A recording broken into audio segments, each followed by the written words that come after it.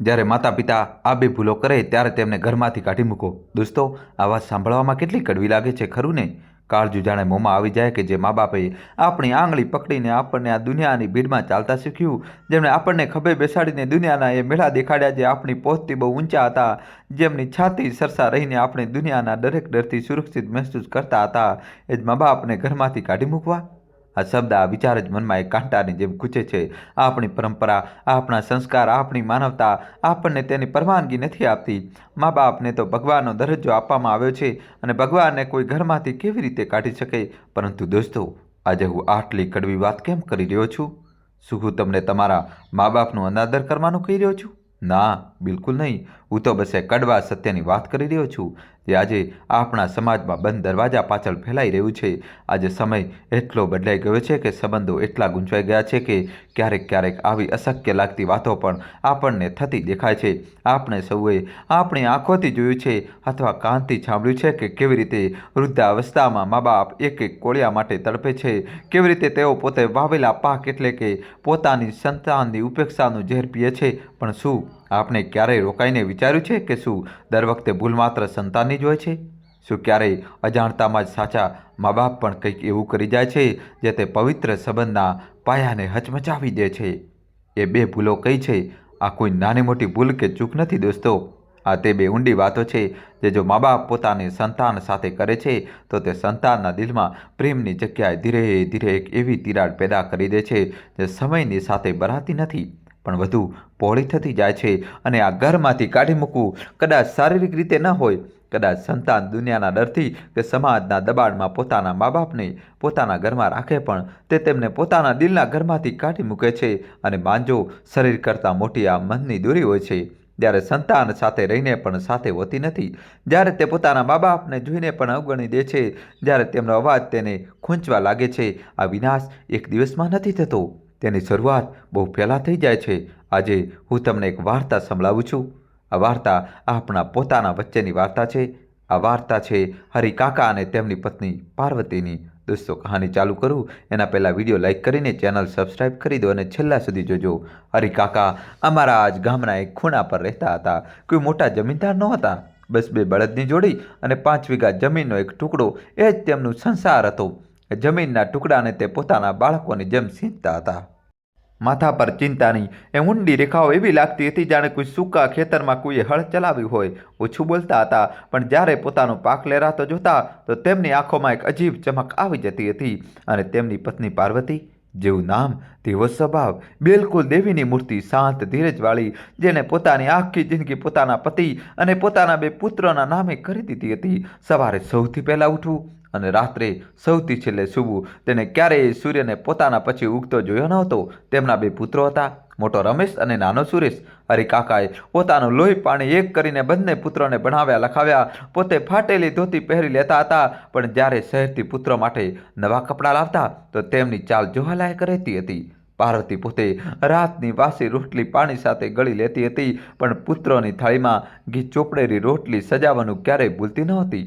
તે બંનેનું સપનું બસ એક જ હતું કે જ્યારે શરીર થાકી જશે, જ્યારે વૃદ્ધાવસ્થા આવશે તો આ બંને પુત્રો તેમની લાકડી બનશે, તેમની સેવા કરશે, તેમનું માન વધારશે. સમય પાંખો લગાવીને ઉડતો ગયો. પુત્રો મોટા થઈ ગયા. રમેશે મોટો ભણી ગણીને હોશિયાર નીકળ્યો. તેની નોકરી શહેરમાં લાગી ગઈ. તે હવે બાબુ બની ગયો હતો. અને સુરેશ નાનો, તે ભણવામાં સામાન્ય હતો. તેનું મન ગામમાં જ રમતું હતું. તે પિતા સાથે ખેતીવાડી સંભાળવા લાગ્યો. બધું ખૂબ સારું ચાલી રહ્યું હતું. ઓછામાં ઓછું ઉપરથી જોતા તો એમ જ લાગતું હતું ગામવાળા હરિકાકાના નસીબના ઉદાહરણો આપતા હતા કે જુઓ, એક પુત્ર શહેરમાં ઓફિસર અને એક પુત્ર ગામમાં સહારો. પરંતુ દોસ્તો, એ ઘરની દિવાલોની અંદર હરિકાકા અને પાર્વતી અજાણતા એ પહેલી ભૂલ કરવા લાગ્યા હતા. એક એવી ભૂલ જે કદાચ દર બીજા ઘરમાં થાય છે પણ કોઈ તેને ભૂલ માનતું નથી. હરિકાકાનો ઝુકાવ હંમેશાથી મોટા પુત્ર રમેશ તરફ કંઈક વધારે જ હતો. રમેશ શહેરમાં કમાતો હતો. જ્યારે પણ તે રજાઓમાં ગામ આવતો તો હરિકાકાની છાતી ગર્વથી પહોળી થઈ જતી. તે તેને પોતાની સાથે લઈને ચોપાલ પર બેસતા બધાને મળાવતા. આ મારો રમેશ છે, શહેરમાં મોટો ઓફિસર છે. અને ત્યાં જ જ્યારે સુરેશ ખેતરોમાંથી પરસેવાથી લથપથ ઘેર પાછો ફરતો તો હરિકાકા તેને મેણું મારતા, જો કંઈક શીખ પોતાના મોટા ભાઈ પાસેથી. તે ક્યાં પહોંચી ગયો અને તું?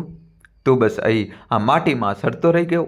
આ શબ્દ સુરેશના હૃદયમાં તીરની જેમ વાગતા હતા. તે ચૂપચાપ માથું ઝુકાવીને સાંભળી લેતો. તે શું કહે કે બાપુ, જો હું પણ શહેર જતો રહ્યો હોત તો તમારી આ 5 વીઘા જમીન અને આ જાનવરોને કોણ સંભાળત? પાર્વતી માં હતી. તેનું દિલ બંને માટે સરખું ધબકતું હતું. તે જાણતી હતી કે સુરેશ કેટલી મહેનત કરે છે. તે રાત્રે ચૂપકેથી સુરેશના માથા પર હાથ ફેરવવા જતી, પણ પતિ સામે તેની પણ જીભ ઓછી જ ખુલતી હતી. તે બસ એટલું જ કહી શકતી, છોડોજી, કેમ બાળકનું દિલ દુખાવો છો? આપનો સુરેશ હીરો છે, હીરો. પણ હરિકાકા તેને ખખડાવી દેતા. તું ચૂપ રહે પાર્વતી. તું શું જાણે દુનિયાદારી? હીરાને તો રમેશ ઘડી રહ્યો છે શહેરમાં. આ તો બસ પથ્થર છે. આ તુલના, ભેદભાવ, આ એ પહેલી ભૂલ હતી. હરિકાકાને લાગતું હતું કે તે સુરેશને મહેણું મારીને તેને આગળ વધવાની પ્રેરણા આપી રહ્યા છે, પણ તે એ નથી સમજી રહ્યા હતા કે તે અજાણતામાં પોતાના જ પુત્રના દિલમાં પોતાના માટે પ્રેમ નહીં, પણ એક એવી ખટાશ પેદા કરી રહ્યા હતા જે ધીરે ધીરે વધતી જતી હતી. સુરેશ પોતાના જ ઘરમાં પોતાને બીજો સમજવા લાગ્યો હતો.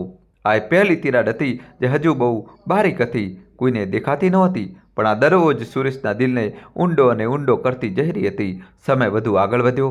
રમેશના લગ્ન શહેરની એક ભણેલી ગણેલી છોકરી સાથે થઈ ગયા, અને પછી ગામના વાળાઓના કહેવા પર સુરેશના લગ્ન પણ પાસેના ગામની એક સીધી સાદી છોકરી ગંગા સાથે કરી દેવાયા. હવે ઘરમાં 2 પુત્રો હતા અને 2 વહુઓ હતી. ઘર ભરાઈ ગયું હતું અને દોસ્તો બિલકુલ નહીં. આ જ વળાંક પર હરિકાકા અને પાર્વતીએ મળીને એ બીજી ભૂલ કરવાની શરૂ કરી દીધી. એક એવી ભૂલ જે અવારનવાર મા બાપ પ્રેમમાં કે કદાચ પોતાના હકમાં કરી બેસે છે. તેમને લાગે છે કે આ તેમનો અધિકાર છે.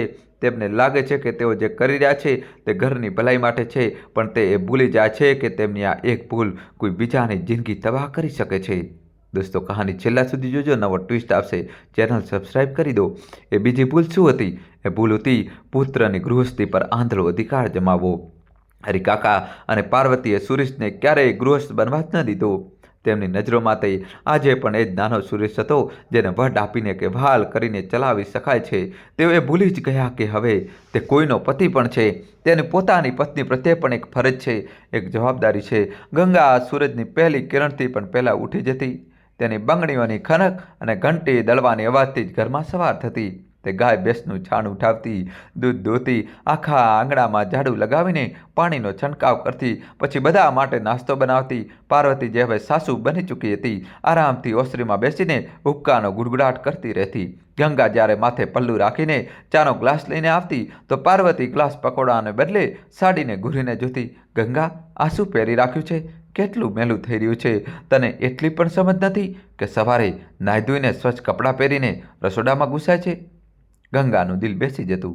તે ધીરેથી કહેતી, માજી, રાત્રે ધોઈને સૂક્યું હતું, પણ ઝાકળમાં. બસ કર, જીભ લડાવતા શીખી ગઈ છે. પાર્વતી તેને વચ્ચે જ ટોકી દેતી. આપણી શહેરવાળી વહુને જો, મીના જ્યારે આવે છે તો ઘર કેવું મહેકી જાય છે. રોજ નવા નવા કપડાં પહેરે છે અને એક તું છે. ગંગા ચૂપચાપ આંસુ પીને રહી જતી. આ ભેદભાવ માત્ર કપડાં સુધી નહોતો. જ્યારે ક્યારેક રમેશનો ફોન આવતો, હરિકાકા અને પાર્વતી દોડ્યા જતા. ફોન પર કલાકો વાતો થતી. હા બેટા, તબિયત ઠીક છે? વહુ કેવી છે? અરે, તેને કહેજો આરામ કરે, શહેરનું કામ એમ જ બહુ હોય છે. અને સુરેશ, જે તે વખતે ખેતરમાં હળ જોતી રહ્યો હતો, પરસેવામાં નહાયેલો, જ્યારે બપોરની રોટલી ખાવા ઘેર આવતો તો હરિકાકા તેને જોતા જ વરસી પડતા. આવી ગયો આટલો વહેલો? ખેતરનું કામ શું તારો બાપ કરશે? રમેશને જો સવારે 8 વાગે ઓફિસ જાય છે અને રાત્રે 8 વાગે પાછો ફરે છે, તારાથી તો આટલી મહેનત પણ નથી થતી. સુરેશની આંખોમાં લોહી ઉતરી આવતું. તે કહેવા માગતો હતો, બાપુ, હું સવારે 4 વાગ્યાથી લાગ્યો છું અને રાત્રે જાનવરોને ચારો આપીને પાણી પીવડાવીને સૂતા સૂતા 11 વાગી જાય છે. ભાઈની જેમ પંખા નીચે બેસીને કલમ નથી ચલાવતો, તપતી ધૂપમાં હળ ચલાવું છું. પણ તે ચૂપ રહેતો. સંસ્કાર અને કદાચ લાચારી તેની જીભને સીવી દેતી હતી. અસલી બીજી ભૂલ તો રાત્રે શરૂ થતી હતી. સુરેશ અને ગંગાને લગ્ન પછી પણ ક્યારેય એકાંત ન મળ્યું. તેમને ક્યારેય પતિ પત્નીની જેમ 2 વાતો કરવાનો મોકો જ ના આપવામાં આવ્યો. દિવસભરની થાકેલી ગંગા જ્યારે રાત્રે પોતાના રૂમમાં આવતી અને સુરેશ સાથે પોતાના દિલની વાત કહેવા માંગતી, ત્યારે બહારથી પાર્વતીનો અવાજ આવતો, ગંગા, સૂઈ ગઈ કે શું? જરા બહાર આવ, મારા પગ દબાવી દે, બહુ તૂટી રહ્યા છે. ગંગા ગભરાઈને ઊભી થઈ જતી. સુરેશ ગુસ્સાથી મુઠ્ઠીઓ પીસી લેતો. તે જાણતો હતો કે આ બધું બહાના છે. અંબાજીને દર્દ નથી, બસ તેમને વહુ પર પોતાનો અધિકાર જમાવવો છે. તે નથી ઈચ્છતી કે તેમનો પુત્ર જોરુનો ગુલામ બની જાય. અને હરિકાકા, તે આ મામલે પાર્વતીથી પણ 2 કદમ આગળ હતા. આ બીજી ભૂલનું સૌથી ભયાનક રૂપ હતું આર્થિક ગુલામી. સુરેશ જુવાન હતો, પરિણીત હતો. તે દિવસ રાત ગધેડાની જેમ ખેતરોમાં કામ કરતો હતો, પાક ઉગતો, કપાતો અને જ્યારે મંડીમાં વેચાવા જતો તો બધા પૈસા હરિકાકા પોતાની ધોતીના પલ્લામાં બાંધીને લઈ આવતા અને પોતાની જૂની લોખંડની તિજોરીમાં બંધ કરી દેતા. સુરેશને પોતાની મહેનતના બદલામાં 1 રૂપિયો પણ નહોતો મળતો. એક દિવસની વાત છે, ગામમાં મેળો લાગ્યો હતો.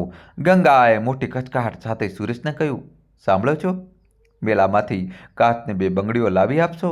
મારી બધી બંગડીઓ કામ કરતાં કરતાં તૂટી ગઈ. સુરેશનું દિલ કપાઈ રહી ગયું. તે પોતાની પત્નીની આટલી નાની ઈચ્છા પણ પૂરી નહોતો કરી શકતો. સાંજે જ્યારે હરિકાકા બેઠા હતા, સુરેશ હિંમત કરીને તેમની પાસે ગયો. બાપુ, મારે થોડા પૈસા જોઈતા હતા. હરિકાકાએ ચોંકીને તેને જોયો. પૈસા? શેના માટે? રોટલી કપડું મળી તો રહ્યું છે તને, અને શું જોઈએ? બાપુ, ગંગા માટે બંગડીઓ લેવી હતી. સુરેશે ધીરેથી કહ્યું. બંગડીઓ? હરિકાકા જોરથી હસ્યા. વાહ રે, મોટો કમાયું થઈ ગયો છે, પત્નીને બંગડીઓ પહેરાવશે? અરે, ખેતરમાં કામ કરવું છે કે નોટંકી? જા કામ કર તારું, પૈસા બેસા નથી મારી પાસે. સુરેશના કાનોમાં જાણે કોઈએ પીગળેલું શીશું નાખી દીધું હોય. બેઇજ્જતીનો આ ગુંટ એટલો કડવો હતો કે તેનાથી ગળાયો નહીં. તે રાત્રે સુરેશ રૂમના એક ખૂણામાં ચૂપચાપ બેસીને દિવાલને ઘૂરી રહ્યો હતો. તેની આંખોમાં આંસુ હતા. ગંગા, તે રડતા રડતા બોલ્યો, હું કેવો પતિ છું, હું તને 2 બંગડીઓ પણ નથી અપાવી શકતો.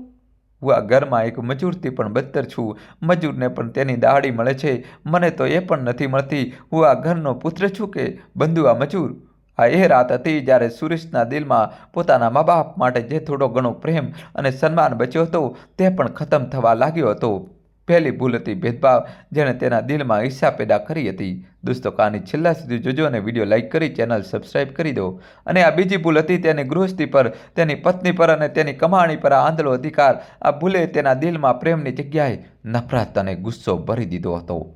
હરિકાકા અને પાર્વતીને લાગી રહ્યું હતું કે તે ઘરને ચલાવી રહ્યા છે, પણ અસલમાં તે તોડી રહ્યા હતા. તેઓ ભૂલી ગયા હતા કે સુરેશ જે તેમની લાકડી બનવા માટે ગામમાં રોકાયો હતો, તે જ લાકડીએ તેઓ પોતાના જ હાથોથી ઉધઈની જેમ પોકળ કરી રહ્યા હતા. તેઓ સુરેશને પુત્ર નહીં, પોતાની જાયદાદ સમજી બેઠા હતા અને ગંગાને વહુ નહીં, તે જાયદાદ સાથે મફતમાં મળેલી કામવાળી સમજી લીધી હતી. આ બંને ભૂલો હવે એ ઘરની દિવાલોમાં ઝેરની જેમ ફેલાઈ ચૂકી હતી. હરિકાકા અને પાર્વતી પોતાના ઘમંડમાં પોતાના જ પુત્રના દિલમાંથી કાઢી મુકાયા હતા. તેમને બસ આ વાતનો અહેસાસ થવાનો બાકી હતો, અને તે અહેસાસ પણ જલ્દી જ થવાનો હતો. આગળ શું થશે? હવે સુરેશે પોતાના મનમાં કંઈક નક્કી કરી લીધું હતું. તે હવે વધુ બેઇજ્જતી સહન કરવા તૈયાર ન હતો. દોસ્તો, કહાની છેલ્લા સુધી જોજો. તે ફેસલો કરી ચૂક્યો હતો કે કાં તો આ ઘરમાં તેને તેનો હક મળશે યા પછી, અને તેમનો જવાબ ખૂબ જ પીડાદાયક થવાનો હતો. તે ગુસ્સો, તે ગુંગળામણ જે સુરેશના દિલમાં મહિનાઓથી સળગી રહી હતી, તે હવે જ્વાળામુખી બની ચૂકી હતી. તે બસ ફાટવાનું એક બહાનું શોધી રહી હતી, અને જિંદગી જ્યારે પરીક્ષા લે છે ત્યારે તે બહાનું પણ જલ્દી સામે આવી દે છે. આ તે દિવસની વાત છે જ્યારે વરસાદ પૂરો થવાનો હતો અને હળવી ઠંડીએ હવામાં દસ્તક આપવાનું શરૂ કરી દીધું હતું. દિવસ રાતની હાડતોડ મહેનત, બેની માટીમાં કામ કરવું અને ઉપરથી મનનો સંતાપ, આ બધાએ મળીને ગંગાના શરીરને તોડી નાખ્યું હતું. એક સવારે તે ઉઠીને તેનું શરીર આગની જેમ તપી રહ્યું હતું. તેને એટલી નબળાઈ અનુભવાઈ કે તે પથારીમાંથી પગ પણ નીચે ન મૂકી શકી. સુરેશે જ્યારે પોતાની પત્નીનો આ હાલ જોયો તો તેનું કાળજું કંપી ગયું. તેને દોડીને ગંગાનું માથું સ્પર્શ્યું. ગંગા, હે ભગવાન, તને તો બહુ તેજ તાવ આવ્યો છે. ગંગાની આંખો માંડ ખુલી રહી હતી. તે બસ એટલું જ કહી શકી, પાણી? સુરેશે દોડીને પાણી લાવ્યો. તેણે પોતાની ફાટેલી ગમછીને પાણીમાં પલાળીને ગંગાના માથા પર પટ્ટીઓ મૂકવાનું શરૂ કરી દીધું. તેનું દિલ બેસી જતું હતું. બહાર આંગણામાંથી પાર્વતીનો અવાજ આવ્યો. અરે ઓ ગંગાની માં, સૂરજ માથે ચડી આવ્યો છે. આજે શું ઘંટી પીસવાનો ઈરાદો નથી કે શહેરની હવા લાગી ગઈ તને પણ? સુરેશને લોહી ઉકળી ઉઠ્યું. તે રૂમમાંથી બહાર નીકળ્યો. તેની આંખો લાલ હતી. માં? તેના અવાજમાં એક એવી સખ્તાઈ હતી જે પાર્વતીએ પહેલાં ક્યારેય નહોતી સાંભળી. ગંગાને બહુ તેજ તાવ છે, તે ઉઠી પણ નથી શકતી. પાર્વતીએ મોં મચોડ્યું. તાવ? અરે તાવ જ તો છે. કઈ તોપ ચાલી ગઈ? અમે પણ તો આ જ ઘરમાં એકઠા હતા, અમને તો ક્યારેય તાવ નહોતો ચડ્યો.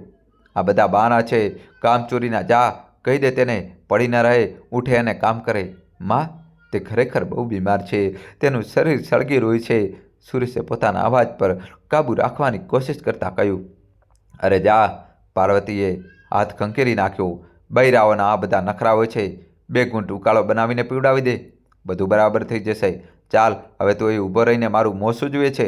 ખેતર પર કોણ જશે? તારા મોટા ભાઈને ફોન કરીને બોલાવું છું. અળજોતવા આ શબ્દો નહોતા, આ અંગારા હતા. સુરેશે પોતાની મુઠ્ઠીઓ એટલી જોરથી ભીંસી કે તેના નખ હથેળીઓમાંથી ખૂંપી ગયા. તે કશું કહ્યા વિના પાછો રૂમમાં આવ્યો. ગંગા દર્દથી કણસી રહી હતી. સુરેશ સમજી ગયો કે આ મામૂલી તાવ નથી, આ ઉકાળા કે જડીબુટ્ટીથી ઠીક નહીં થાય.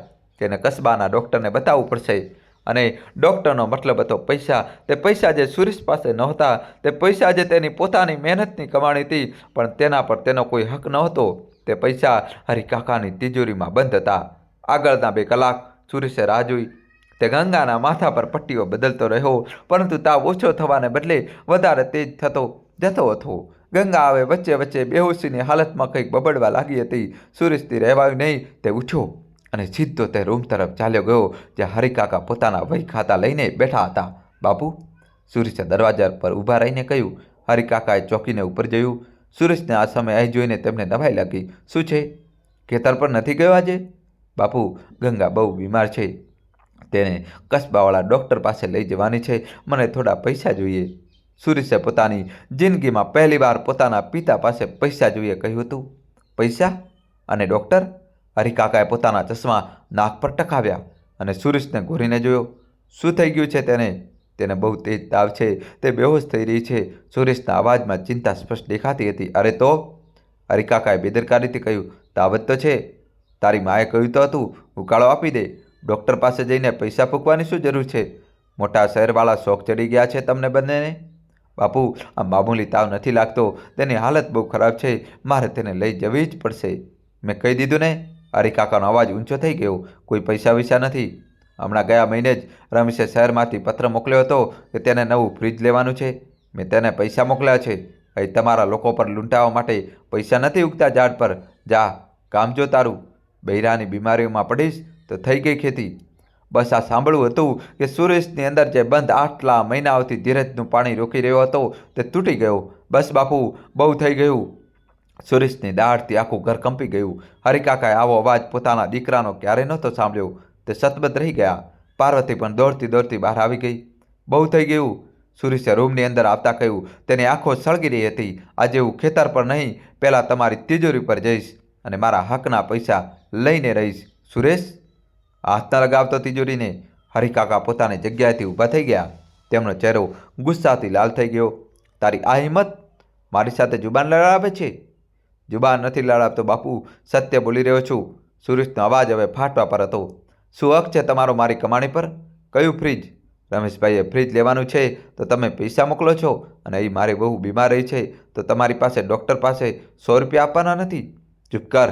હરિકાકાએ હાથ ઊંચો કર્યો. આ બધું મારું છે. આ જમીન મારી છે. આ ઘર મારું છે. અને આ તિજોરીમાં જે પૈસો છે તે પણ મારો છે. તારી કમાણી? શું છે તારી કમાણી? મારી જમીન પર હળ ચલાવે છે. મેં આપેલા અનાજને ખાય છે અને મને જ આંખો દેખાડે છે. તમારી જમીન? સુરેશ હસ્યો. એક દર્દભરી ખોફનાક હસી. જો હળ ન ચલાવું ને બાપુ તો આ જમીન 1 વર્ષમાં બંજર થઈ જશે. તે રમેશભાઈ નહીં આવે શહેરથી અહીં પાવડો ચલાવવા. હું ગધેડાની જેમ ખટું છું સવારથી સાંજ.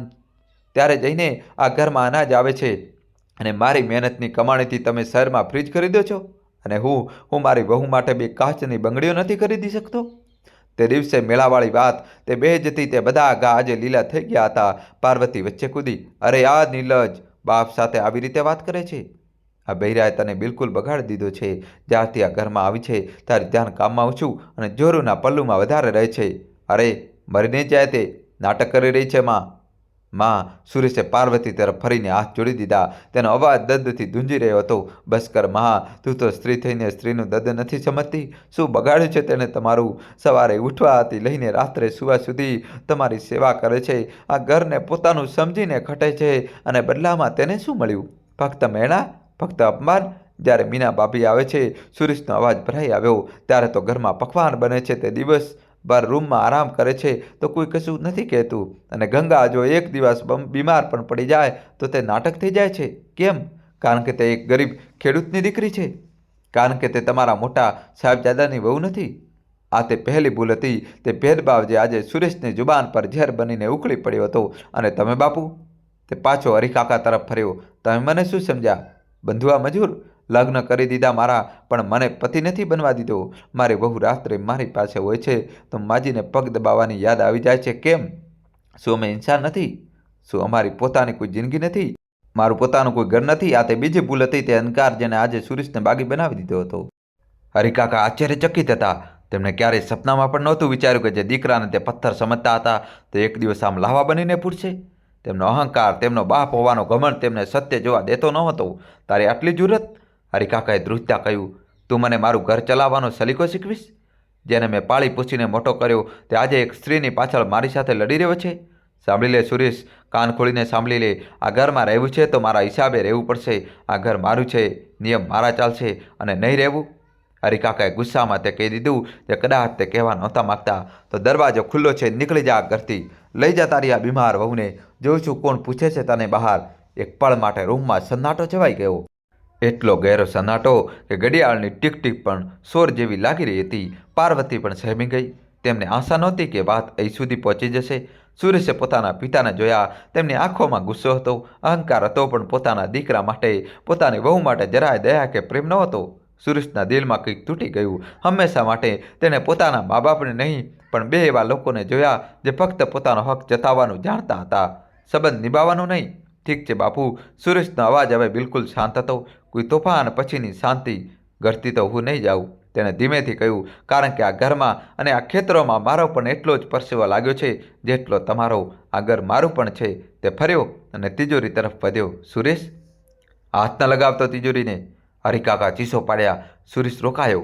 તેને તિજોરીને ન સ્પર્શ્યું. તે પાછો ફર્યો. તમે ઠીક કહો છો, આ તિજોરી તમારી છે, તમારો પૈસો છે. મને નથી જોઈતા તમારા પૈસા. તે સીધો પોતાના રૂમમાં ગયો. ગંગા હજી પણ તાપમાં બડબડાવી રહી હતી. સુરેશે તેને જોઈ. તેની આંખોમાં એક અજીબ મજબૂતી હતી. તે બહાર નીકળ્યો, સીધો જાનવરોના વાડા તરફ. પાર્વતી અને હરિકાકા ઓસરીમાં જ ઊભા રહીને તેને જોતા રહ્યા. દોસ્તો, કહાની છેલ્લા સુધી જોજો અને ચેનલ સબસ્ક્રાઈબ કરી દો. સુરેશે પોતાના તે બે બળદને ખોલ્યા જેમને તે પોતાના બાળકોની જેમ પાળતો હતો, હીરા અને મોતી. તે તેમને દોરડી પકડીને તેમને ખેંચતો ઘરની બહાર લઈ જવા લાગ્યો. અરે અરે, આ શું કરી રહ્યો છે? હરિકાકા દોડ્યા.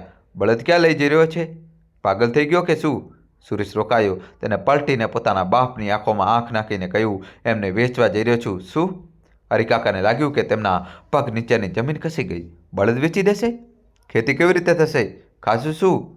તે તમે વિચારો બાપુ, સુરેશે સપાટ અવાજમાં કહ્યું. જ્યારે તમને પોતાના મોટા દીકરાના ફ્રીજની ચિંતા હતી ત્યારે તમે નહોતું વિચાર્યું કે ખેતી કેવી રીતે થશે?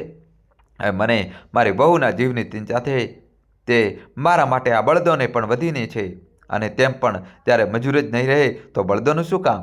હું તને આ નહીં કરવા દઉં. આ બળદ મારા છે. નહીં બાપુ, સુરેશે મજબૂતીથી કહ્યું. એમને મેં ખરીદ્યા હતા, રમેશભાઈના પૈસાથી નહીં, પોતાની મહેનતથી, જે હું રાત રાતભર બીજાના ખેતરોમાં પાણી આપીને કમાતો હતો. આના પર મારો જ હક છે. સુરેશે એક પળ પણ રાહ ન જોઈ. તે હીરા અને મોતીને ખેંચતો ગામના તે રસ્તે ચાલ્યો ગયો જે સીધો કસ્બાના પશુ બજાર તરફ જતો હતો.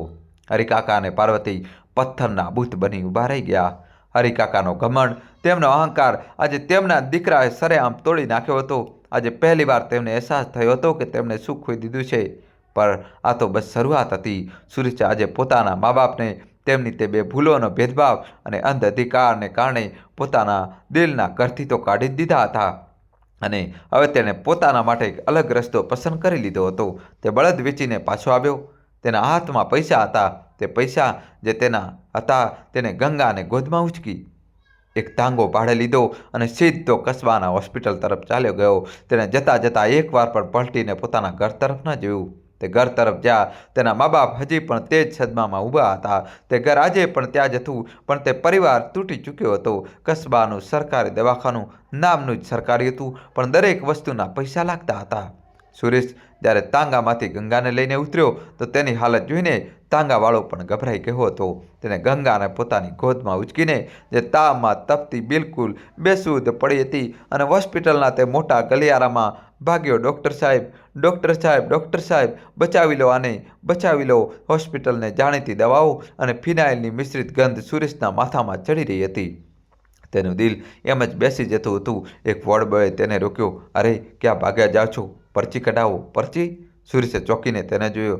વહુ, મારી વહુ, તે મરી રહી છે, બધા મરી રહ્યા છે અહીં. તે માણસે મોટી બેરુખીથી કહ્યું, જાઓ, તે સામે બારી છે, ત્યાં નામ લખાવો અને પર્ચી કઢાવો. ત્યાં સુધી કોઈ હાથ નહીં લગાવે. સુરેશે એક પળ માટે તે માણસને ઘૂરીને જોયો.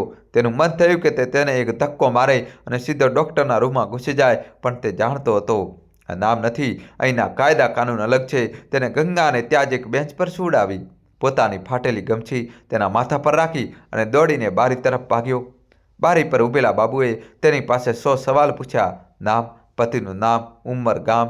સુરેશનું બસ નહોતું ચાલતું કે તે તેનો હાથ પકડીને ઘસડી લાવે અને ગંગાને દેખાડે. જેમ તેમ પર્ચી બની. પછીથી એક સ્ટ્રેચર માટે ભાગ્યો. કોઈએ મદદ કરી. છેવટે તેને એક પહેરેદારના હાથમાં 10ની એક નોટ મૂકી. ત્યારે જઈને એક સ્ટ્રેચરનું જુગાડ થયું. ગંગાને જ્યારે ડૉક્ટરે જોઈ તો જોતાં જ સુરેશ પર બરસી પડ્યો. પાગલ થઈ ગયા કે શું? આ હાલત કરી દીધી છે સ્ત્રીની? ક્યારથી છે આ તાવ? ડૉક્ટર એક આધેડ ઉંમરનો થાકેલો લાગતો માણસ હતો, પણ તેની આંખોમાં તેજી હતી. જી, તે 3-4 દિવસથી. સુરેશે ડરતા ડરતા કહ્યું. 3-4 દિવસ? ડૉક્ટરે અવિશ્વાસથી તેને ઘૂર્યો. આ ટાઇફોઇડ બગડી ગયો છે, બિલકુલ ઝેર બની ગયો છે શરીરમાં. ફેફસા સુધી પાણી પહોંચી ગયું લાગે છે. તેને અત્યારે દાખલ કરવું પડશે. અને સાંભળો, કેટલીક દવાઓ છે તો તરત બહારથી મંગાવવી પડશે. હાલો. તેને એક પર્ચી સુરેશના હાથમાં થમાવી. અને જઈને પૈસા જમા કરાવો. ઓછામાં ઓછા 2000 જમા કરાવવા પડશે. દોસ્તો, કહાની છેલ્લા સુધી જોજો, નવો ટ્વિસ્ટ આવશે. વિડીયો લાઇક કરી ચેનલ સબસ્ક્રાઈબ કરી દો. અત્યારે 2000? સુરેશે પર્ચીને જોઈ. તેની જેબમાં તે જાડી ગઠ્ઠી હતી જે હીરા અને મોતીને વેચીને મળી હતી. તે બળદોની કિંમત જેમની જોડી આખા વિસ્તારમાં મશહૂર હતી. તે બળદોની કિંમત તે તેની પોતાની જાનથી વધારે વાલા હતા. આજે તે બંનેના જીવની કિંમત માત્ર 2000 આંકવામાં આવી રહી હતી. સુરેશે કશું ન કહ્યું. તે સીધો પૈસા જમા કરાવવાની બારી પર ગયો. તેને પોતાની જેબમાંથી તે બધા નોટ કાઢ્યા. નોટોમાં હજી પણ છાણ અને ચારાની સુગંધ બાકી હતી. તેને ધ્રુજતા હાથોથી પૈસા ગણ્યા અને બારી પર મૂકી દીધા. આગળના 3 દિવસ અને 3 રાત સુરેશ તે હોસ્પિટલના ગલિયારામાં પડેલી એક ઠંડી લોખંડની બેન્ચ પર સૂતો રહ્યો. તે એક પળ માટે પણ ત્યાંથી ન હટ્યો. ડૉક્ટર ક્યારેક કહેતા હાલત નાજુક છે, ક્યારેક કહેતા દવાઓ અસર કરી રહી છે. સુરેશ બસ ભગવાનને યાદ કરતો રહેતો. તેને ન ભૂખ લાગતી હતી, ન તરસ. તેની આંખોની સામે બસ તે સવાર ઘૂમી રહી હતી. પોતાના પિતાનો તે ઘમંડ ભર્યો ચહેરો, માના તે કડવા બોલ અને ગંગાનું તે તાવથી તપતું બેજાન શરીર. તેને પોતાના મા બાપ પર ગુસ્સો નહોતો આવી રહ્યો. નહીં, બિલકુલ નહીં. ગુસ્સાની હદ તે પાર કરી ચૂક્યો હતો. તેને હવે તેમના પર દયા આવી રહી હતી. છીંક આવી રહી હતી કે કેવી રીતે કોઈ મા બાપ આટલા પથ્થરદિલ હોઈ શકે છે. કેવી રીતે તે પોતાની જૂઠી શાન અને પોતાના એક દીકરાના અંધ મોહમાં બીજા દીકરાની ગૃહસ્થીને આમ આગ લગાવી શકે છે. તે બે ભૂલો, ભેદભાવ અને અંધ અધિકાર આજે સુરેશને પોતાના ઘરથી, પોતાના મૂળથી માહિલો દૂર લઈ આવી હતી. ત્રીજા દિવસે સાંજે જ્યારે સુરેશે દવાની શીશી લઈને વોર્ડમાં ઘૂસ્યો તો તેણે જોયું ગંગાએ આંખો ખોલી હતી. તેને જોઈ રહી હતી. સુરેશે દોડીને તેની પાસે ગયો. ગંગા, તું ઠીક છે? ગંગાની આંખોમાંથી આંસુ સરી પડ્યા. તેનો અવાજ બહુ નબળો હતો. આપ અહીં કેવી રીતે? હું ક્યાં છું? આપણે હોસ્પિટલમાં છીએ ગંગા. સુરેશે તેનો હાથ પોતાના હાથમાં લઈ લીધો. તું હવે ખતરાથી બહાર છે. ગંગાએ થોડી પળ તેની તરફ જોયું. પછી તેની નજર સુરેશના ઓળાયેલા વાળ, 3 દિવસથી વધેલી દાઢી અને કપડા પર પડેલી સળ પર ગઈ. પછી તેણે ધીમેથી પૂછ્યું, બાપુ? બાપુએ પૈસા આપી દીધા. સુરેશનું દિલ બેસી ગયું. તે શું જવાબ આપે? તે ખામોશ રહ્યો. ગંગા નાસમજ નહોતી. તે પોતાના પતિની ખામોશીનો મતલબ સમજી ગઈ. તેની આંખોમાં એક નવો ડર તરી આવ્યો. હીરા મોતી? તેને ધ્રુજતા અવાજમાં પૂછ્યું. સુરેશે પોતાની આંખો બંધ કરી લીધી. એક ગરમ આંસુ તેના ગાલ પર લૂટકી આવ્યું. તે આંસુ આ વાતનો જવાબ હતો. ગંગા ફૂટ કરીને રડી પડી. શું કરી દીધું આપે? હે ભગવાન, મારા કારણે આપે પોતાનું બધું. ચૂપ થઈ જા ગંગા. સુરેશે મજબૂતીથી તેનો હાથ દબાવ્યો. ચૂપ થઈ જા. બળદોથી વધીને છે તું મારા માટે. બળદ તો હું ફરીથી ખરીદી લઈશ, પણ જો તને કંઈક થઈ જાત તો હું જીત મરી જાત. તે મારા બળદ નહોતા, તે અમારી આઝાદીની કિંમત હતા. ગંગા પોતાના પતિની આંખોમાં જોઈ રહી હતી. આ તે સુરેશ નહોતો જેને તે જાણતી હતી. આ તે સુરેશ નહોતો જે પોતાના મા બાપની સામે માથું ઝુકાવીને ઊભો રહેતો હતો. આ એક નવો ઇન્સાન હતો. એક પતિ જેને પોતાની પત્ની માટે પોતાનું બધું દાવ પર લગાવી દીધું હતું. દોસ્તો, કહાની છેલ્લા સુધી જોજો અને વિડીયો લાઇક કરીને ચેનલ સબસ્ક્રાઈબ કરી દો. ગંગાએ રોતા રોતા પોતાના પતિનો હાથ ચૂમ્યો અને તેને પોતાની આંખોથી લગાવી લીધો. આજે તે હોસ્પિટલના બેડ પર તે બંનેનો સંબંધ એક નવા સિરેથી શરૂ થયો હતો. અને પેલી બાજુ ગામમાં તે મોટા ઘરમાં જ્યાં હરિકાકા અને પાર્વતી એકલા રહી ગયા હતા ત્યાં એક ખોફનાક સન્નાટો પ્રસર્યો હતો. જે પળે સુરેશે બળદોને લઈને ઘરથી નીકળ્યો હતો, પાર્વતી ત્યાં જ દરવાજાની ચોખડ પકડીને બેસી ગઈ હતી. અને હરિકાકા જે થોડીવાર પહેલાં સુધી સિંહની જેમ ગરજી રહ્યા હતા તે પથ્થરના બુત બની ઊભા રહી ગયા હતા. તેમનો ઘમંડ, તેમનો અહંકાર બધું એક પળમાં ચૂરચૂર થઈ ગયું હતું. તેમને લાગ્યું હતું સુરેશ ગુસ્સો કરશે, ચીજ પાડશે અને પછી હાર માનીને પાછો આવી જશે. પણ તે તો બળદ જ વેચી આવ્યો. બળદ જેના વિના ખેતીનો મતલબ જ કશું ન હતો, જેના વિના તે 5 વીઘા જમીન ફક્ત એક બંજર ટુકડો હતો. સાંજ થઈ, અંધારું ઘેરાવા લાગ્યું, પણ ઘરમાં કોઈએ દીવો ન કર્યો. પાર્વતી ઉઠી તે સીધી જાનવરોના વાડામાં ગઈ. વાડો ખાલી પડ્યો હતો. હીરા અને મોતીની જગ્યાએ બસ બે સૂની ખૂંટીઓ ગળેલી હતી. નાંદ ખાલી પડી હતી. આ જોઈને પાર્વતીની છાતી ફાટી પડી. તે ત્યાં જ બેસીને રડવા લાગી. બધું લૂંટાઈ ગયું, બધું બરબાદ થઈ ગયું. તે છાતી ફૂટી ફૂટીને રડી રહી હતી. અરે કેવો દિવસ દેખાડ્યો ભગવાન! પોતાનો દીકરો પોતાનો લઈ. હરિકાકા જે હવે સુધી ચૂપ હતા, ગરજી ઉઠ્યા. ચૂપ થઈ જા. તું જ ચડાવી રહી હતી તેના માથા પર. તું જ તે ચૂડેલને હું ચડાવી રહી હતી. પાર્વતીએ રોતા રોતા પોતાના પતિ તરફ જોયું. તેની આંખોમાં હવે આંસુ નહીં, ગુસ્સો હતો. તમારો ઘમંડ હતો જેને આજે ઘરને આ મોડ પર લાવી દીધું. તમારો તે લાડલો રમેશ જેના ફ્રીજ માટે તમે પૈસા મોકલી દીધા. અને અહીં બહુ મરી રહી હતી. દીકરો 100 માટે ગીડગડાવી રહ્યો હતો અને તમારાથી તે પણ ના અપાયા. દોસ્તો, કહાની છેલ્લા સુધી જોજો અને વિડીયો લાઇક કરી ચેનલ સબસ્ક્રાઈબ કરી દો. આ પહેલી વાર હતું કે પાર્વતીએ હરિકાકા સાથે આટલા ઊંચા અવાજમાં વાત કરી હતી. હા, તે ઊભી થઈ ગઈ. ભેદભાવ કર્યો તો મેં હંમેશા કર્યો. એકને હીરો સમજો અને જે ખરેખર હીરો હતો તેને પથ્થર સમજીને ઠુકરાવતા રહ્યા. તો થઈ ગયું તમારું ગર્ભ આબાદ. હવે બોલાવો તમારા તે શહેરવાળા દીકરાને. કહો તેને આવીને હળ જોશશે. કહો તેને આવીને તમારી સેવા કરશે. પાર્વતી જુબાન સંભાળતા રહી. હરિકાકા ચીસો પાડ્યા, પણ તેમના અવાજમાં તે પહેલાંવાળી દમ નહોતી. તે પણ જાણતા હતા કે પાર્વતી સત્ય કહી રહી છે. કેમ સંભાળું જુબાન?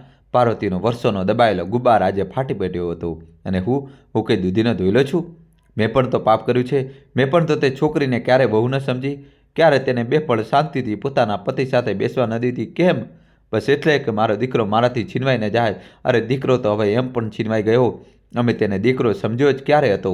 અમે તો તેને મજૂર સમજ્યો, એક પગાર વિનાનો નોકર. આથી સત્ય હતું તે 2 ભૂલો હતી જે આજે પતિ પત્ની એકબીજાના મોં પર મારી રહ્યા હતા.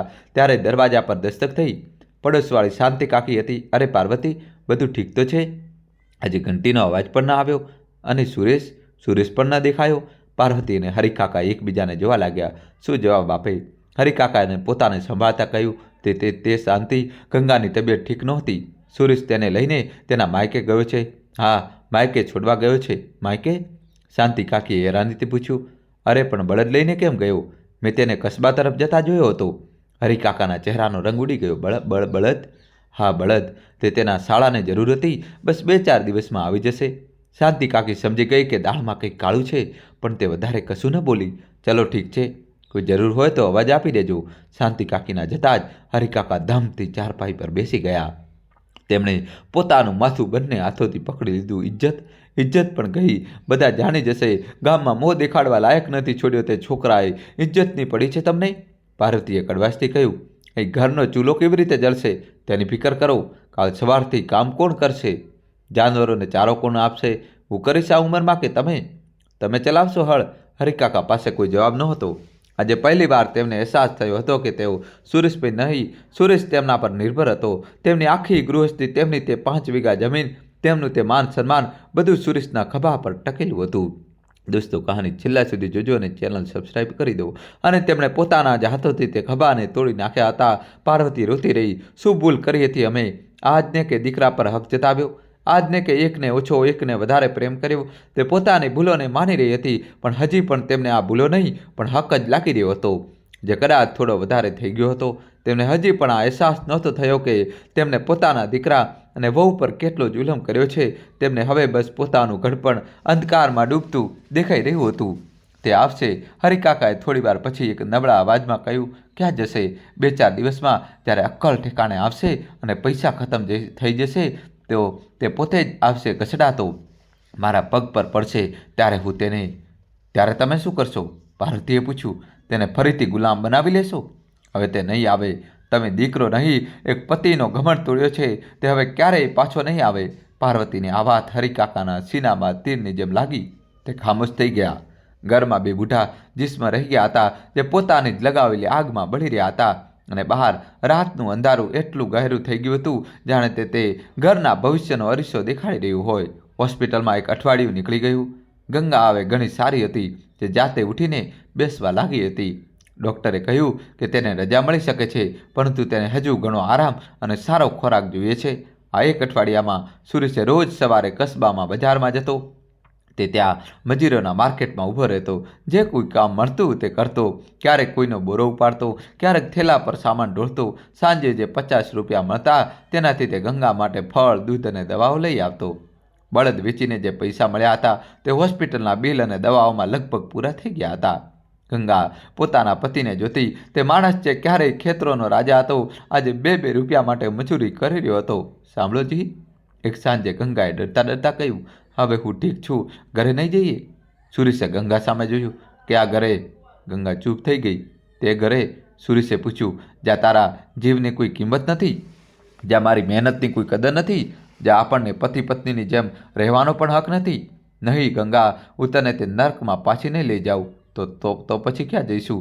ગંગાની આંખોમાં આંસુ આવી ગયા. આપણું તો બીજું કોઈ ઠેકાણું પણ નથી. સુરેશ હસ્યો. એક થાકેલી પણ પાકી મુસ્કાન. કેમ નથી? તેને કહ્યું, મેં એક ઠેકાણું શોધી લીધું છે. તેને હોસ્પિટલની નજીક જ કસ્બાની એક સાંકડી ગલીમાં એક નાનો રૂમ ભાડે લીધો હતો. દોસ્તો, કહાની છેલ્લા સુધી જોજો. નવો ટ્વિસ્ટ આવશે. વિડીયો લાઇક કરી ચેનલ સબસ્ક્રાઈબ કરી દો. ભાડું 50 રૂપિયા મહિને. તે રૂમ માને એટલો મોટો હતો કે 2 લોકો સૂઈ શકે.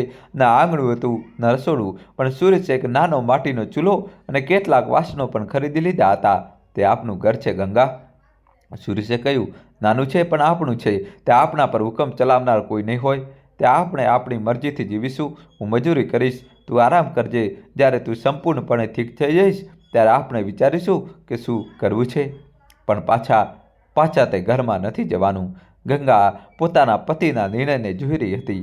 આ સુરેશનો પોતાના મા બાપને ઘરમાંથી કાઢવાનો નિર્ણય નહોતો.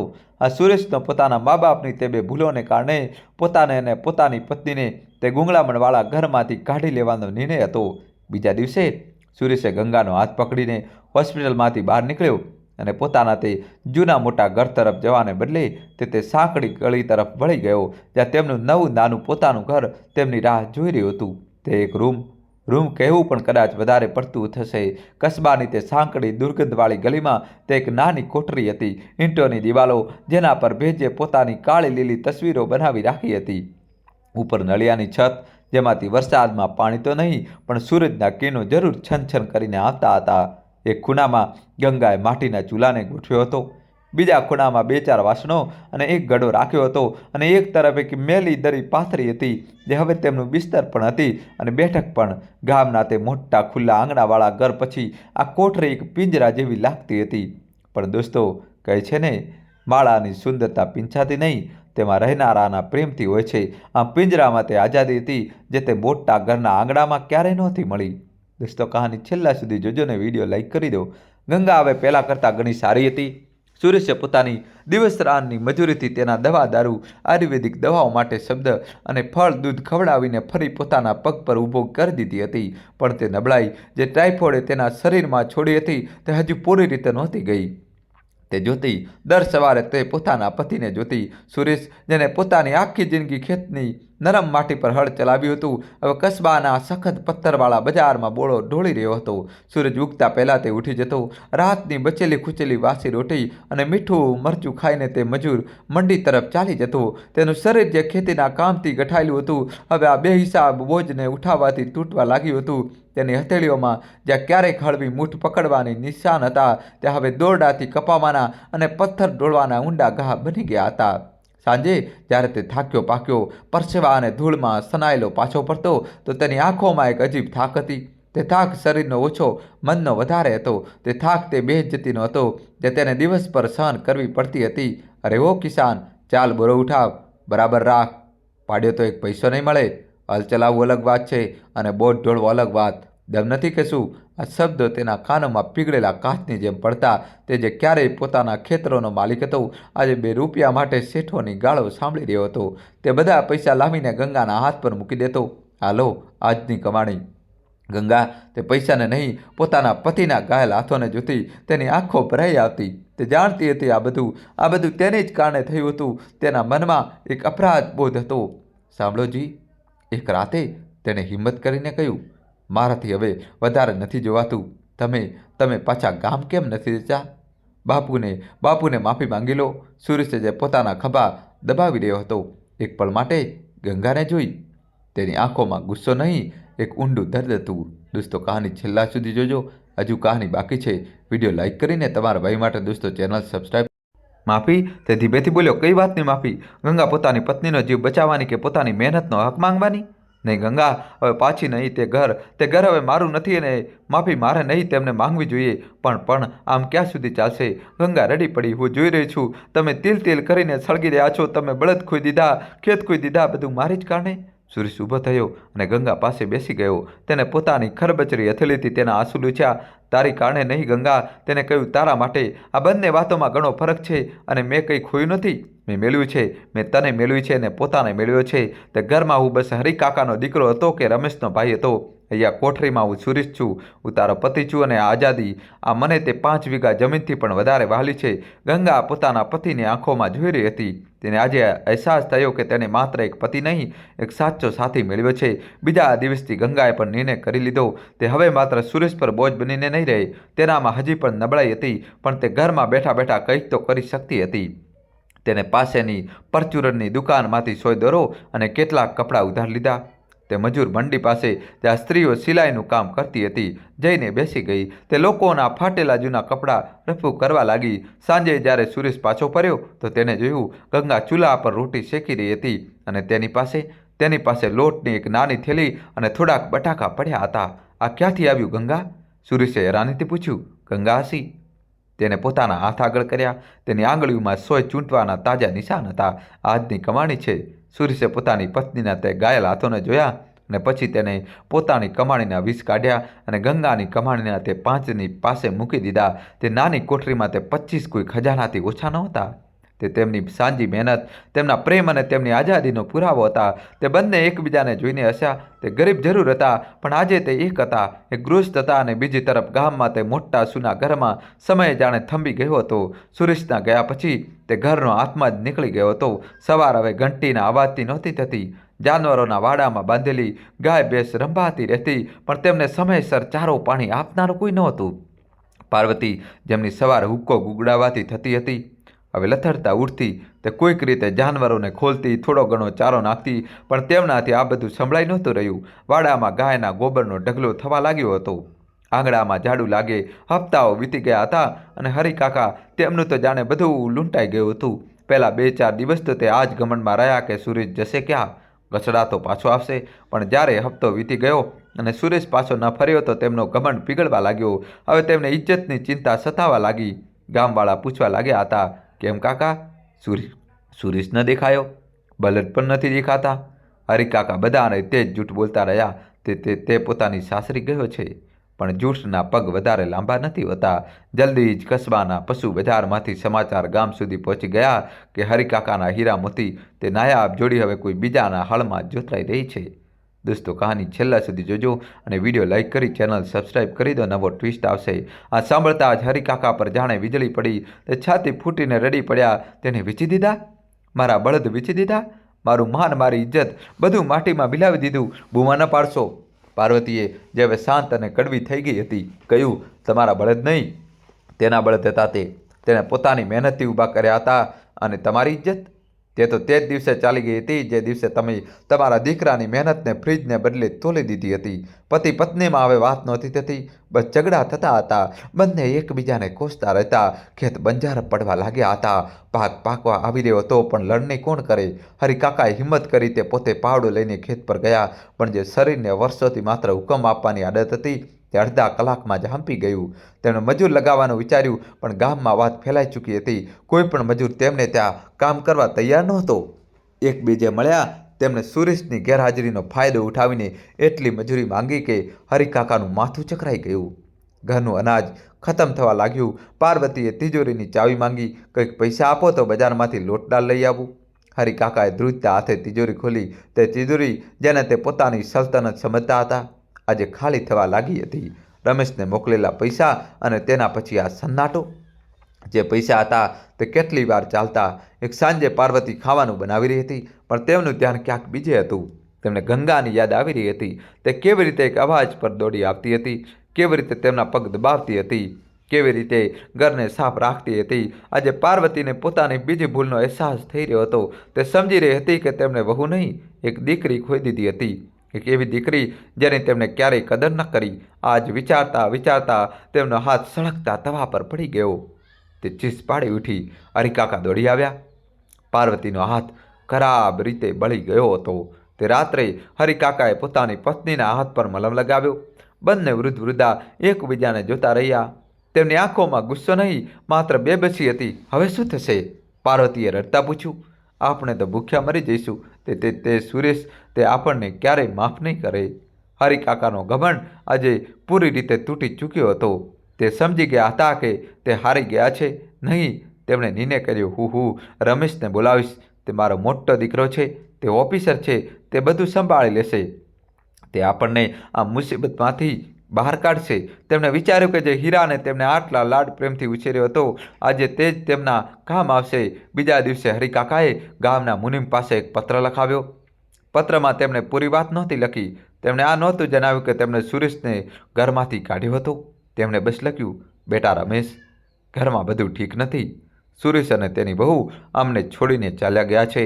મારી અને તારી માની તબિયત બહુ ખરાબ છે. ખેત ખલિયાણ બધું બરબાદ થઈ રહ્યું છે. તું જલ્દીથી જલ્દી રજા લઈને આવી જા. તારા સિવાય હવે અમારું કોઈ નથી. તારો બદનસીબ બાપ હરી. આ પત્ર ડાકમાં નાખી દેવામાં આવ્યો અને હરિકાકા અને પાર્વતી હવે ટકટકી લગાવીને તે રસ્તાને જોવા લાગ્યા જે શહેરથી આવતો હતો. તેમને વિશ્વાસ હતો તેમનો હીરો આવશે અને બધું ઠીક કરી દેશે. હીરો કે અંગારો? એક હપ્તો વધુ વીતી ગયો અને પછી એક દિવસ શહેરથી આવનારી બસ ગામના અડ્ડા પર રોકાઈ. તેમાંથી રમેશ ઉતર્યો. તે જ ચમકદાર બૂટ, સાફ સુથરા કપડાં અને આંખો પર ચશ્મા. હરિકાકા તેને જોતા જ દોડી પડ્યા. બેટા મારા લાલ, તું આવી ગયો? તે રમેશને ગળે લાગીને રડી પડ્યા. રમેશે પોતાના પિતાને પોતાથી અલગ કર્યા. તેના ચહેરા પર ચિંતા નહીં, એક જુજલાહટ હતી. શું થયું બાપુ? આટલું જરૂરી શું હતું કે મારે બોસ સાથે લડીને રજા લેવી પડી? બધું ઠીક તો છે? કંઈ ઠીક નથી બેટા. પાર્વતી પણ લથડાતી આવી ગઈ. ઘર ઉજળી ગયું અમારું. રમેશ તેમની સાથે ઘર આવ્યો. તેને ઘરની હાલત જોઈ. આંગણામાં ગંદકી, વાડામાં દુર્ગંધ, રસોડામાં વેરવિખેર વાસણો અને ખેતરો તરફ નજર નાખી તો માથું ફૂટી લીધું. આ બધું શું છે? તે પોતાના મા બાપ પર ચીસો પાડ્યો. અને સુરેશ ક્યાં છે? તે ગધેડો ક્યાં મરી ગયો બધું છોડીને? ત્યારે હરિકાકા અને પાર્વતીએ રોઈ રોઈને તેને આખી કહાણી સંભળાવી. કેવી રીતે સુરેશે જુબાન લડાવી, કેવી રીતે ગંગા બીમાર થઈ, કેવી રીતે તેને બળદ વેચી દીધા. તેમણે બધું જણાવ્યું. રમેશે પૂરી વાત સાંભળી ખામોશીથી. તેના ચહેરા પર ન મા બાપ માટે હમદર્દી હતી, ન જ પોતાના ભાઈ માટે કોઈ ગુસ્સો. તેની આંખોમાં માત્ર એક જ વસ્તુ હતી, હિસાબ કિતાબ. મતલબ તેને ઠંડા અવાજમાં કહ્યું, તમારા બંનેની બેવકૂફીને કારણે મારો ચાલતો પડતો નફો આપનારો એક ધંધો બંધ થઈ ગયો. હરિકાકા અને પાર્વતીએ ચોંકીને તેને જોયો. ધંધો? આ ધંધો? રમેશ ઊભો થઈ ગયો. આ ખેત ખલિયાણ મારા માટે ધંધો જ તો હતા. સુરેશ મફતમાં કામ કરતો હતો. જે પણ કમાણી થતી તમે મને શહેર મોકલી દેતા હતા. મારો ફ્રીજ, મારો કુરલ બધું આ જ કમાણીથી તો આવ્યું હતું. અને તમે બંને મળીને તેને બગાડી દીધો માત્ર 100 માટે. બેટા, હરિકાકા કાંપી ગયા. તું આ શું કહી રહ્યો છે? સાચું કહી રહ્યો છું, રમેશે કહ્યું. તમારાથી ઘર નથી સંભળાતું? એક મજૂરને કાબૂમાં નથી રાખી શક્યા તમે, અને હવે મને બોલાવી દીધો. હું શું કરીશ અહીં? હું હળ જોતીશ કે આ ગોબર ઉઠાવીશ? મારી નોકરી છે શહેરમાં, મારી પોતાની જિંદગી છે. આ તે હીરો બોલી રહ્યો હતો જેના પર હરિકાકાએ આટલું અભિમાન હતું. આ તેમની પહેલી ભૂલનું પરિણામ હતું. તે આજે તેમની સામે ઊભું હતું. તો તું શું કરીશ બેટા? પાર્વતીએ ડરતા ડરતા પૂછ્યું. હું 2 દિવસમાં પાછો જઈ રહ્યો છું. રમેશે પોતાનો બેગ ઉઠાવતા કહ્યું. હાલો. તેને પોતાના ખિસ્સામાંથી 500ની કેટલીક નોટો કાઢી અને હરિકાકા તરફ ફેંકી દીધી. આ રાખો, આનાથી કોઈ મજૂરને લગાવો અને જે પાક બચ્યો છે કટાવી લો. અને હા, આગળથી મને આ ફાલતુ વાતો માટે પરેશાન ન કરતા. અને એક સલાહ આપું છું, તેણે દરવાજાથી વળીને કહ્યું, યા તો તે સુરેશને શોધો, તેના પગમાં પડો અને તેને પાછો લાવો, યા તો આ જમીન વેચી દો. મારાથી આ બધું નહીં સંભળાય. રમેશે પોતાના બૂટ પહેર્યા અને પાછળ જોયા વિના ઘરમાંથી બહાર નીકળી ગયો. હરિકાકા અને પાર્વતી તેને જતા જોતા રહ્યા. તે 500ની નોટો જમીન પર વેરવિખેર પડી હતી. હરિકાકાને લાગ્યું જાણે કોઈએ તેમના મોત પર તમાચો નહીં પણ તેજાબ ફેંકી દીધો હોય. દોસ્તો, કહાનીમાં નવો ટ્વિસ્ટ આવશે, છેલ્લા સુધી જોજો. વિડીયો લાઇક કરી ચેનલ સબસ્ક્રાઈબ કરી દો. તેમને તે હીરો, તેમનો તે ગર્વ આજે તેમને તેમની ઓકાત બતાવીને ચાલ્યો ગયો હતો.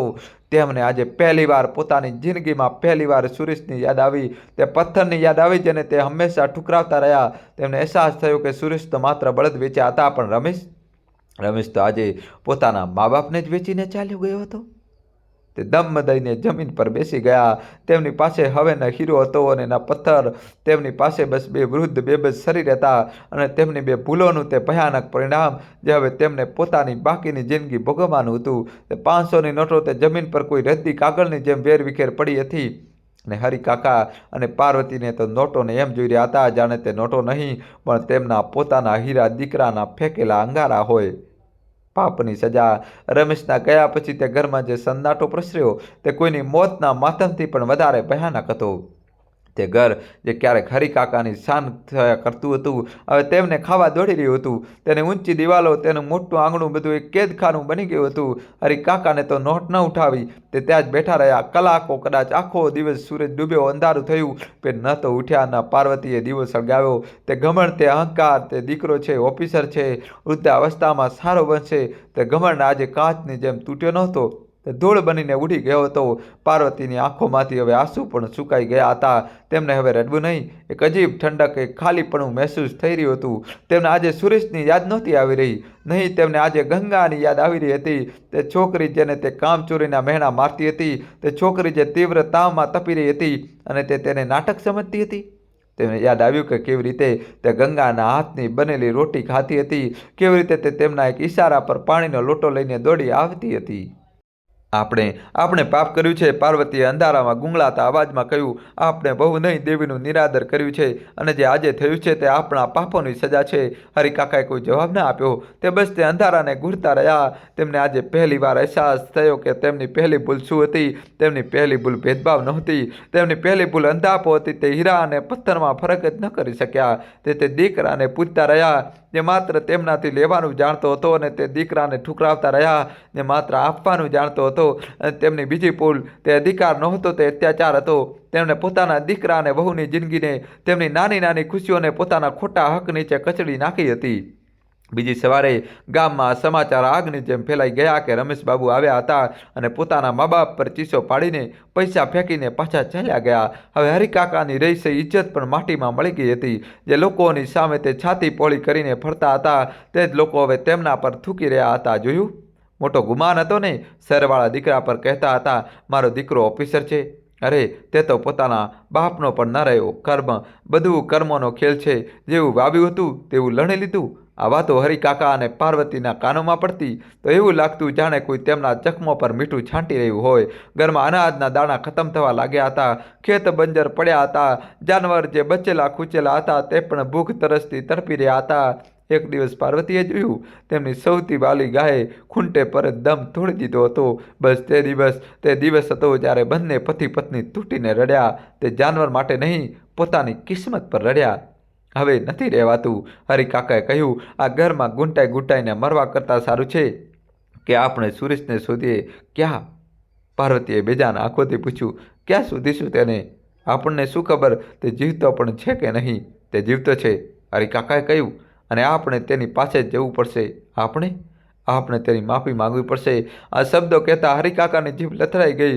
તે હરિકાકા જેને ક્યારેય કોઈની આગળ માથું નહોતું ઝુકાવ્યું આજે પોતાના જ ઠુકરાવેલા દીકરાના પગમાં પડવા તૈયાર હતો. 6 મહિના વીતી ગયા હતા. કસ્બાની તે સાંકડી ગલીમાં, તે નાની નાની કોઠરીમાં હવે જિંદગી પાટા પર આવવા લાગી હતી. સુરેશે પોતાની મહેનત અને ઈમાનદારીથી મજૂર મંડીમાં નામ કમાઈ લીધું હતું. હવે તે માત્ર બોજ નહોતો ઢોળતો. તેને એક અનાજના મોટા વેપારીએ પોતા ગોદામમાં મુનિમનું કામ આપી દીધું હતું. હિસાબ કિતાબનું તે ભણેલો તો હતો જ. હવે તેને દિવસ પર બોજ નહોતો ઉઠાવવો પડતો. પગાર પણ પાકો થઈ ગયો હતો, 100 રૂપિયા મહિને. અને ગંગાની આંગળીઓમાં હવે જાદુ આવી ગયો હતો. તે માત્ર રફુ નહોતી કરતી, તે કસ્બાની સ્ત્રીઓ માટે બ્લાઉઝ અને બાળકોના કપડાં સીવવા લાગી હતી. તેની સિલાઈ એટલી સાફ હતી કે દૂર દૂરથી લોકો તેની પાસે આવવા લાગ્યા હતા. તે કોઠરી હવે એક ઘર બની ગઈ હતી. ગંગાએ પોતાની કમાણીથી એક નાની ચારપાઈ ખરીદી લીધી હતી. દિવાલો પર જ્યાં ભેજ હતી ત્યાં તેને છાપા ચોંટાડી દીધા હતા. દોસ્તો, કહાની છેલ્લા સુધી જોજો અને વિડીયો લાઇક કરીને ચેનલ સબસ્ક્રાઈબ કરી દો. હવે નવો ટ્વિસ્ટ આવશે. એક ખૂણામાં માટીના વાસણોની જગ્યા હવે 2-4 સ્ટીલના વાસણો ચમકી રહ્યા હતા. અને સૌથી મોટી વાત, ગંગાના ચહેરા પર એક ચમક આવી ગઈ હતી. તે માં બનવાની હતી. આ સમાચાર જ્યારે સુરેશને મળ્યા તો તે દિવસે કામ પર જ ન ગયો. તે દોડીને બજાર ગયો અને પોતાની દિવસભરની કમાણીથી ગંગા માટે જલેબીઓ ખરીદીને લાવ્યો. હવે આપણે વધારે મહેનત કરવી પડશે ગંગા. સુરેશે ગંગાનો હાથ પકડીને કહ્યું. પોતાના બાળક માટે આપણે કરીશું, ગંગાએ હસતા કહ્યું. મળીને કરીશું. તે બંને તે કોઠરીમાં એટલા ખુશ હતા જેટલી ખુશી હરિકાકાએ પોતાના મોટા ઘરમાં ક્યારેય નહોતી જોઈ. તે ગરીબ હતા પણ અમીર હતા. તેમની પાસે પ્રેમ હતો, સન્માન હતું અને આવનારા કાળનું એક સુંદર સપનું હતું. એક આવી જ બપોર હતી. ગંગા પોતાની રૂમની બહાર ગલીમાં એક નાનકડી ચોકી પર બેસીને કપડાં સીવી રહી હતી. સુરેશ કામ પર ગયો હતો ત્યારે તેને જોયું કે બે ખૂબ જ થાકેલા વૃદ્ધ પડછાયા ગલીના નાકે ઊભા હતા. તો દરેક ઘર તરફ જોઈ રહ્યા હતા. કદાચ કોઈનું સરનામું પૂછી રહ્યા હતા. ગંગાએ તેમને બરાબર ન જોયા. તેને પોતાનું ધ્યાન ફરીથી સિલાઈમાં લગાવી લીધું. પણ તે પડછાયા ધીમે ધીમે તેની તરફ આવી રહ્યા હતા. જ્યારે તેઓ એકદમ નજીક આવી ગયા ત્યારે ગંગાએ માથું ઊંચું કર્યું અને તેને લાગ્યું જાણે તેના હૃદયના ધબકારા થંભી ગયા હોય. આ હરિકાકા અને પાર્વતી હતા. પણ તેમનો કેવો હાલ થઈ ગયો હતો! હરિકાકા, જેમની ધોતી પર ક્યારેય એક સળ પણ નહોતી પડતી, તે આજે મેલા ગેલા કપડામાં હતા. દાઢી વધેલી, આંખો અંદર ઘસેલી. અને પાર્વતી તો ઓળખાતી જ નહોતી. એકદમ સુકાઈને કાંટા જેવી થઈ ગઈ હતી. તેના પગમાં ચપ્પલ પણ નહોતી. તે બંને તેમની વહુ અને તેના ચહેરા પરની તે ચમકને અવિશ્વાસથી જોઈ રહ્યા હતા. ગંગા! પાર્વતીનો અવાજ એક સૂકી ફૂસફૂસાટની જેમ નીકળ્યો. ગંગા સતબત થઈને ઊભી રહી ગઈ. તેના હાથમાંથી સોય દોરો છૂટીને નીચે પડી ગયો. માજી, બાપુજી, તમે? હરિકાકા કહીને બોલ્યા. તેઓ ફક્ત માથું ઝુકાવીને ઊભા રહ્યા. દોસ્તો, ચેનલ સબસ્ક્રાઈબ કરી દો.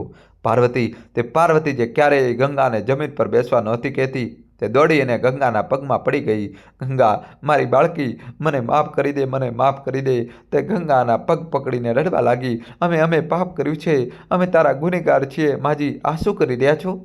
ગંગા ગભરાઈ ગઈ. તેને પોતાની સાસુને ઊભી કરવાની કોશિશ કરી. ઉઠો, કોઈ જોઈ જશે. ઉઠો. તે પોતે ગર્ભવતી હતી. તેથી તેનાથી જોર નહોતું લાગતું. નહીં, જ્યાં સુધી તું મને માફ નહીં કરે હું નહીં ઉઠું. પાર્વતી ધ્રુસકે રડી રહી હતી. અમે તને અને અમારા દીકરાને ખૂબ દુઃખ આપ્યું. અમને સજા મળી ગઈ છે. બધું લૂંટાઈ ગયું.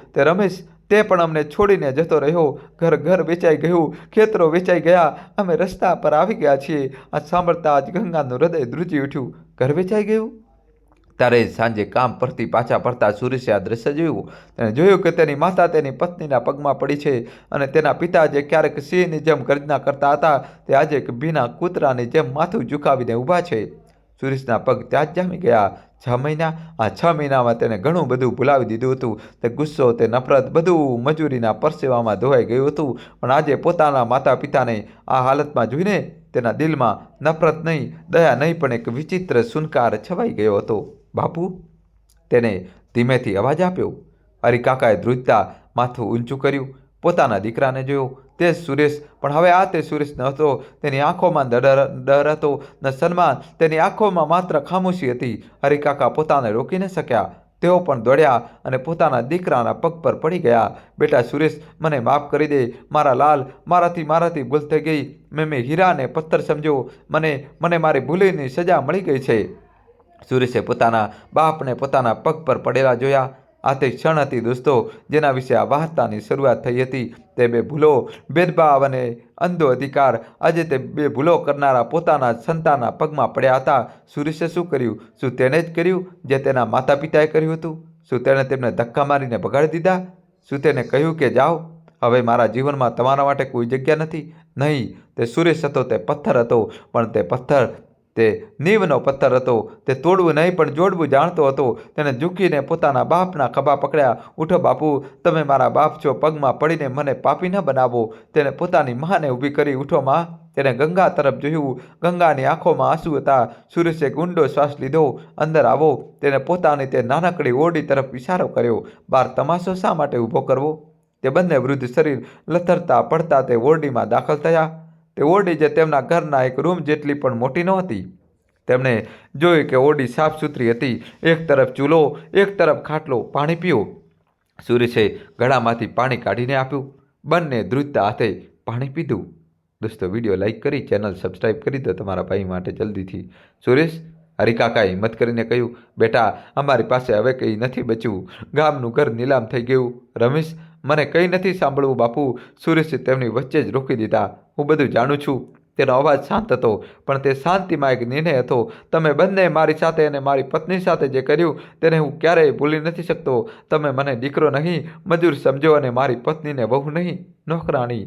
તમે અમને આ ઘરમાંથી નહીં પણ તમારા દિલમાંથી કાઢ્યા હતા. હરિકાકા અને પાર્વતીની ગરદન શરમથી ઝૂકેલી હતી. આજે તમે રસ્તા પર છો, સુરેશે કહ્યું, અને હું તમને આ હાલતમાં નથી છોડી શકતો. મારો ધર્મ, મારા સંસ્કાર મને તેની ઇજાજત નથી આપતા. તમે બંને અહીં રહી શકો છો. પાર્વતીએ આશાથી માથું ઊંચું કર્યું. પણ સુરેશે પોતાની આંગળી ઊંચી કરી. મારી કેટલીક શરતો છે આ ઘરમાં. તેણે કહ્યું, 2 રૂમ નથી, એક જ છે. આપણે બધા સાથે રહીશું, પણ આ ઘરની અને મારા જીવનની માલકીન ગંગા છે. તેણે ગંગાનો હાથ પકડી લીધો. હું જે કમાઉં છું તે ગંગાના હાથમાં મૂકું છું. ઘર કેવી રીતે ચાલશે? શું રદ્દાશે? તેનો નિર્ણય ગંગા કરશે. તમારે એક વહુની જેમ નહીં પણ આ ઘરના વડીલ હોવાના નાતે ગંગાને સન્માન આપવું પડશે. અને બીજી વાત, સુરેશે પોતાના પિતાની આંખોમાં આંખ નાખીને કહ્યું, હું તમારો દીકરો છું, પણ પહેલાં હું ગંગાનો પતિ છું, મારા બાળકના બાપ છું. મારા અને મારા પત્નીની વચ્ચે કે અમારા નિર્ણયોની વચ્ચે તમે બંને ક્યારેય નહીં આવો. હું તમારી સેવા કરીશ, તમને 2 ટંકનું ભોજન આપીશ, તમારી દવા દારૂનું ધ્યાન રાખીશ, કારણ કે આ મારું ઋણ છે. પણ હું તમને તે હક પાછો નથી આપી શકતો જે તમે બંને 6 મહિના પહેલાં ખોઈ દીધો હતો. સુરેશે પોતાનો નિર્ણય સંભળાવી દીધો હતો. તેને પોતાના માતા પિતાને ઘરમાંથી ન કાઢ્યા. તેણે તેમને ઘરમાં રાખી લીધા. પણ દોસ્તો, શું આ ખરેખર ઘેર પાછા આવવું હતું? હરિકાકા અને પાર્વતી હવે તે જ ઓરડીમાં રહેવા લાગ્યા. સુરેશ અને ગંગા તેમની સેવા કરતા. પણ તે વાત પૂરી થઈ ચૂકી હતી. હરિકાકા અને પાર્વતી ચૂપચાપ એક ખૂણામાં બેસી રહેતા. તે જોતા કે સુરેશ સાંજે આવે, પોતાની બધી કમાણી ગંગાના હાથ પર મૂકી દેતો. તે ગંગા માટે ફૂલ લાવતો. તે બંને બેસીને પોતાના આવનારા બાળકની વાતો કરતા. તેઓ હસતા અને હરિકાકા અને પાર્વતી તેઓ બસ જોતા રહેતા. તેઓ તે ઘરમાં હતા, પણ તેઓ તે ઘરનો હિસ્સો ન હતા. સુરેશ તેમને દવા દારૂ વિશે પૂછતો, ખાવા વિશે પૂછતો, પણ પોતાના દિલની વાત ક્યારે નહોતો કરતો.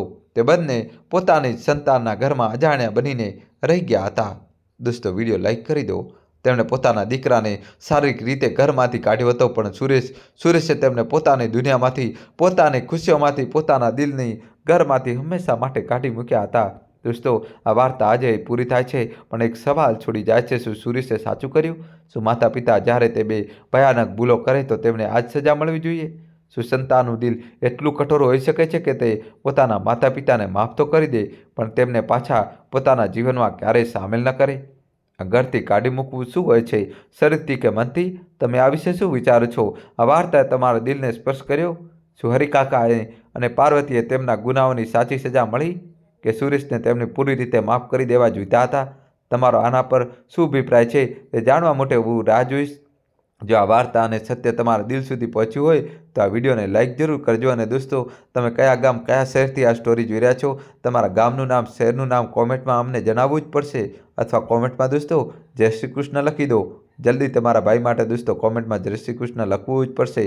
વિડીયો લાઈક કરીને કોમેન્ટ બોક્સમાં જય શ્રી કૃષ્ણ લખી દો અને ચેનલને તમારા ભાઈ માટે સબસ્ક્રાઈબ કરી દો. ખૂબ ખૂબ ધન્યવાદ. દિલથી આભાર.